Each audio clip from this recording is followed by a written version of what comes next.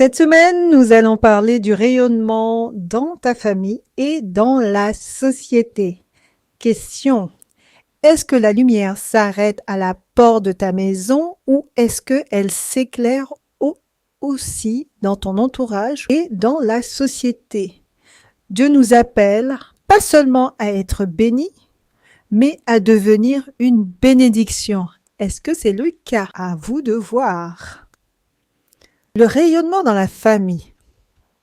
Il y a quelque chose qui m'a toujours tenu très à cœur. Mais déjà, bienvenue sur mon podcast En toute intimité, sans tabou. Je m'appelle Rolaneda.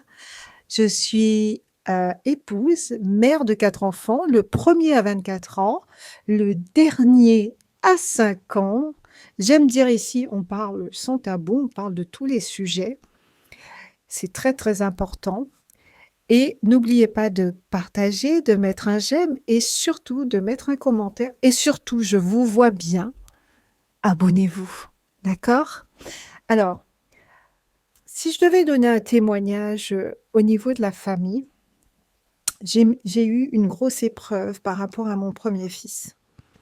Mais tout ça, quand vous courez après maman, c'est bien le mot, après le travail, après le succès, et que vous vous occupez de votre, en tout cas de vos enfants d'une certaine façon, de votre maison d'une certaine façon, sachez qu'il y a une récompense attachée à ça. Je parle de quelque chose que j'ai vécu. Donc, faites très attention. Le premier exemple, c'est que l'Église se trouve dans votre maison. Celui qui vous dit le contraire est un menteur. Votre première Église, c'est dans votre maison.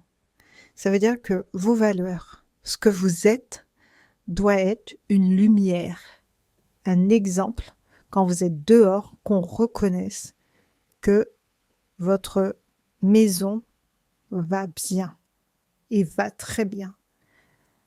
Votre personne ne doit pas être une lumière à l'extérieur et pas dans votre maison. Ça veut dire que vous ne devez pas être un témoignage à l'extérieur et pas dans votre maison. C'est les personnes de votre maison qui doivent être votre témoignage. Abraham a transmis sa foi à Isaac et à sa descendance. Donc, il a fait le job.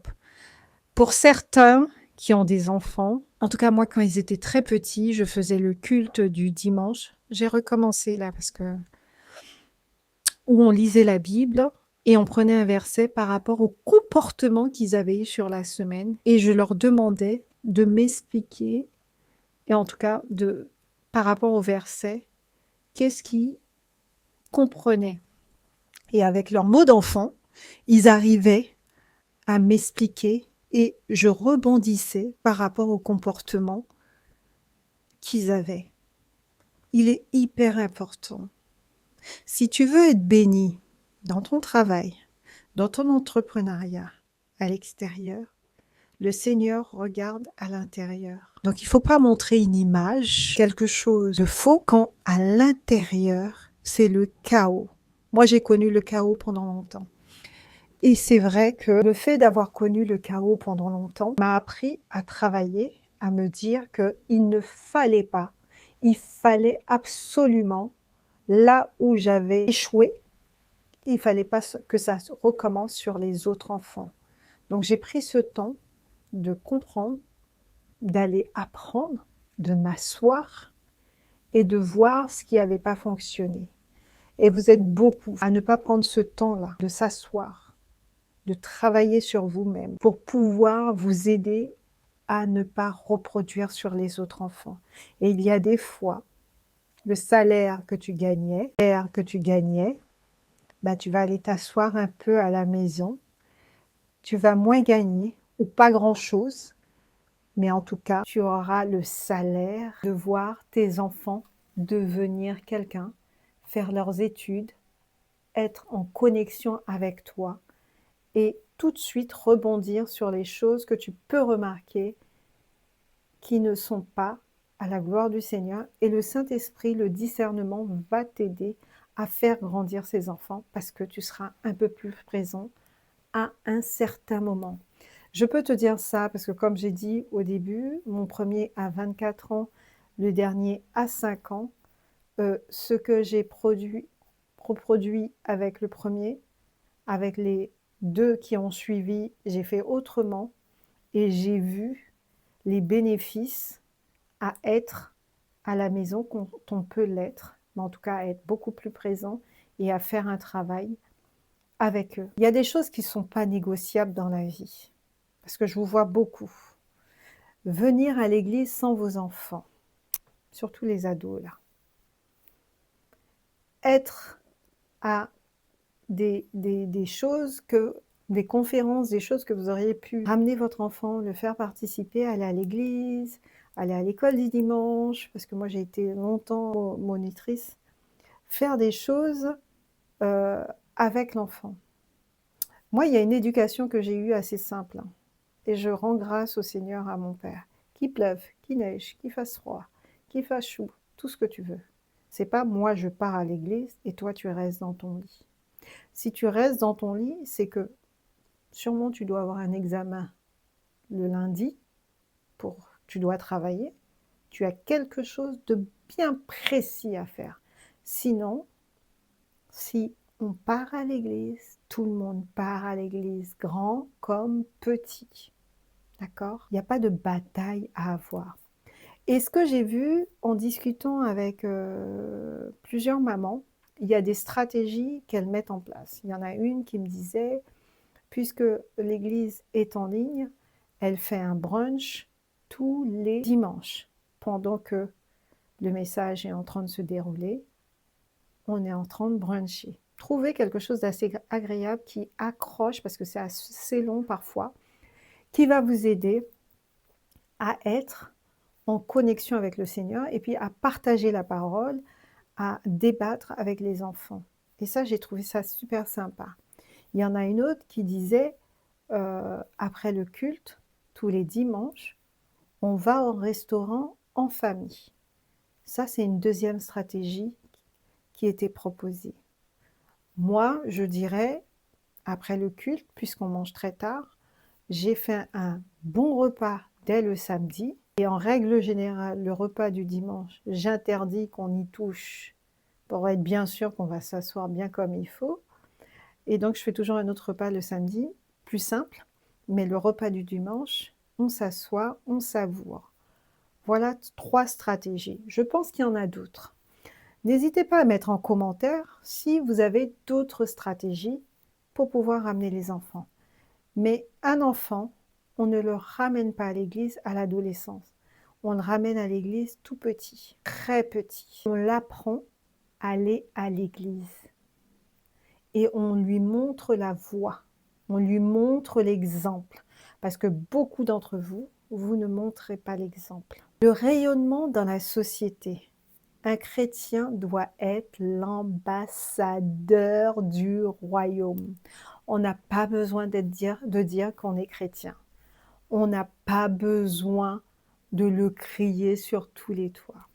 Mais notre façon de prendre la parole, de marcher, de nous habiller, d'être en affaires, dans les projets, au travail, on doit être un témoignage, aider, inspirer, entreprendre et avec intégrité. Je répète, l'intégrité, ce n'est pas négociable.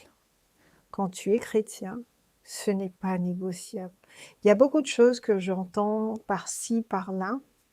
On fait les affaires et on pense que le Seigneur est dedans. Et on fait des choses qui ne sont bien sûr pas à la gloire du Seigneur.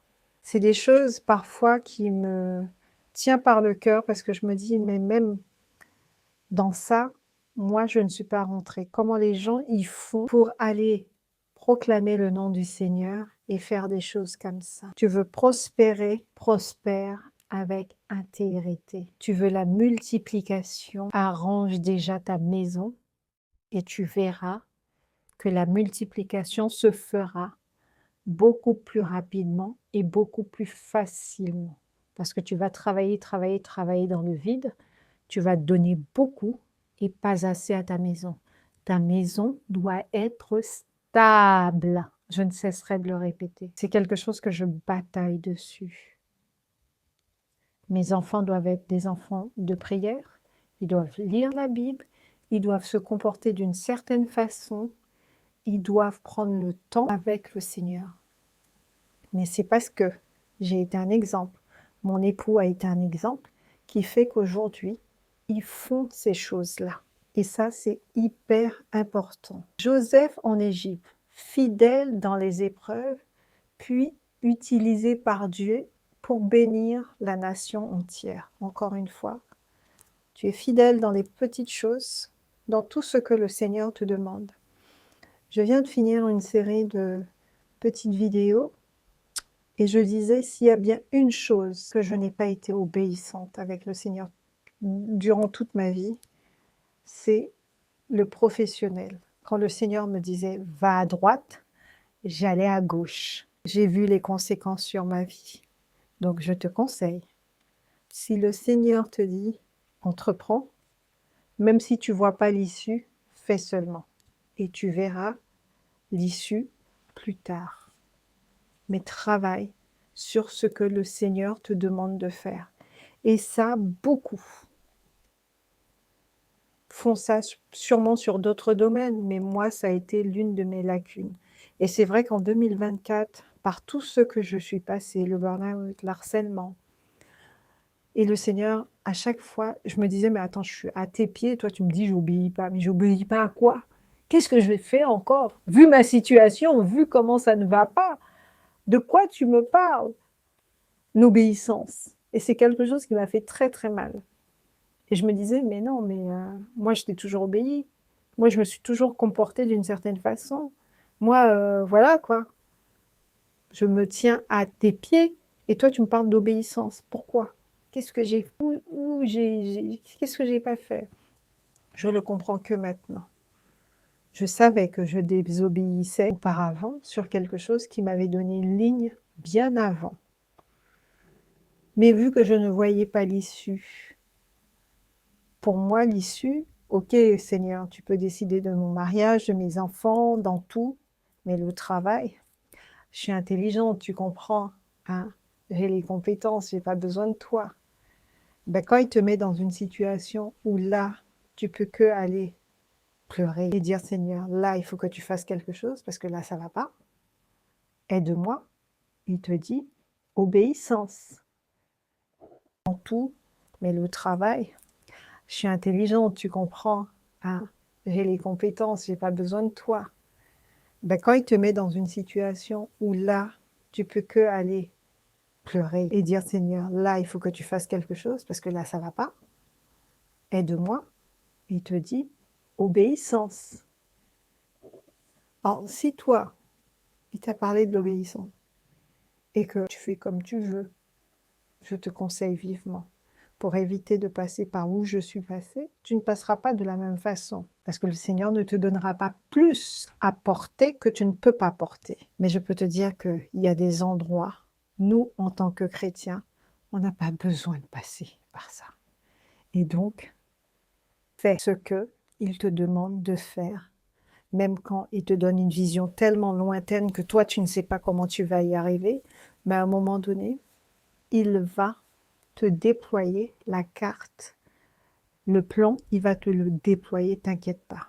Il va te dire, je t'ai dit là, voilà maintenant, je vais te mettre les bonnes personnes qui vont t'aider à arriver là et suis-moi. Ma famille peut-elle dire elle voit pas Christ en moi? Ça, c'est des questions qu'il faut se poser.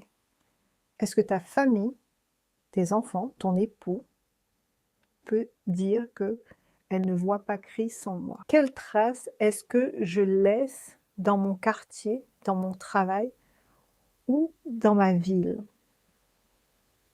Est-ce que je suis une personne de colérique? Est-ce que je suis une personne qui manque de respect? Est-ce que je suis une personne qui hausse toujours la voix, qui cherche toujours les problèmes? Cherchez à comprendre que disent les autres de toi. Quel est le témoignage que tu laisses? Je peux te dire que j'ai une amie qui est morte il y a quelques années, ça fait 8 ans. Elle a laissé 3 filles d'un cancer. Cette femme, quand c'était la veille de Noël, il a fallu qu'on conduise, qu'on aille en Belgique.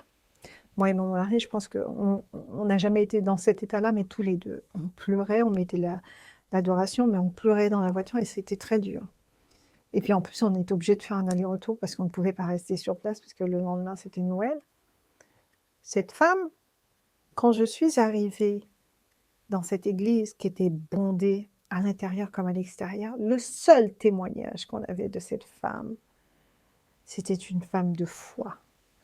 Que ce soit les gens de son travail, que ce soit ses amis, que ce soit les parents d'élèves, et ils avaient un témoignage positif de cette femme. Sois ce témoignage. Le jour de ton départ, qu'on puisse avoir un seul témoignage de toi. Faire une action concrète pour bénir sa famille et autres personnes de sa communauté. Il faut savoir que on ne peut pas vivre sans donner. Pour recevoir, il faut donner.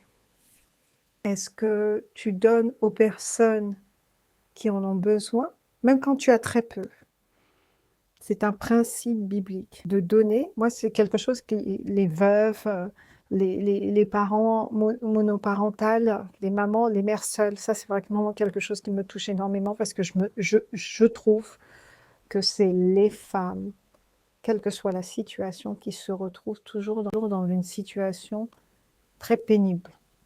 Et elles doivent se battre doublement. En conclusion, Seigneur, fais de moi une lumière qui éclaire d'abord ma maison, puis ma génération. Donc d'abord, fais-moi une lumière d'abord qui bénit ma maison, puis ma génération. Rappelle que l'appel à rayonner ne se limite pas au spirituel, très important, mais touche aussi les finances, les projets, la créativité. Parce que vous avez tendance à croire que d'être assis à l'église matin, midi, soir, même la nuit, je n'ai rien contre, hein. H24, ne pas avancer dans ses projets, dans ses finances, ne pas être créatif, ne pas apporter à l'autre, que c'est ce que le Seigneur attend de toi. Prends ta Bible et tu verras ce que le Seigneur attend de toi. Il est très important de comprendre quelle est ton identité et qu'est-ce qu'il attend de toi véritablement. C'est pas ce que les autres disent qu'il attend de toi, c'est ce que la parole dit qu'il attend de toi. Ce que le Saint-Esprit te dit, quelle est ton identité, qui tu es en Christ. Et ça, c'est très, très important.